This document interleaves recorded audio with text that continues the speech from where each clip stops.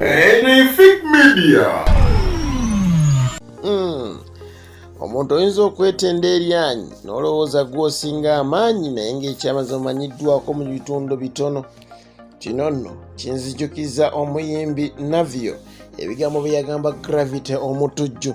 Wano nno tetuzze kwogera ku Gravity, tuzze kwogera ku muyimbi Pallaso era okulaba nga kiki ekyabadde ekiboga. Muzikwala Hajjabdu Nuru Mnyamishafi Kulwanga nze akubuuza kugamute munange asubye nti bwe kimu kitambula bulungi. Ekivulu kino ekyabadde ekiboga kyategekeddwa okulaba ng'omuyimbi Pallaso aleeta amaanyi ate bannakiboga ne baveeyo babeere nga ate bawagira omuyimbi Pallaso.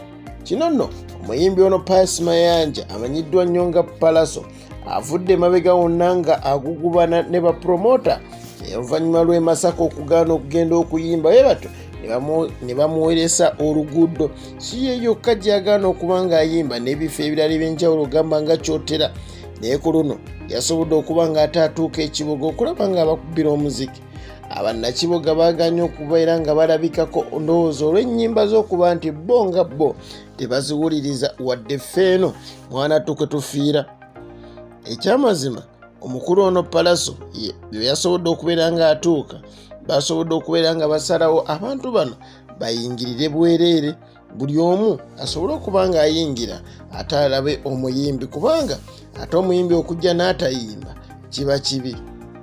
Okusinziira ku Abtex, ono no promota yavudde n'abeera nga atabukira Pallaso n'amugamba nti agamaalo g'oyolesa n'omululu weetaaga kufuna $3,000,000 mu emitwalo 8 okuva ku $9,000,000 z'osaba.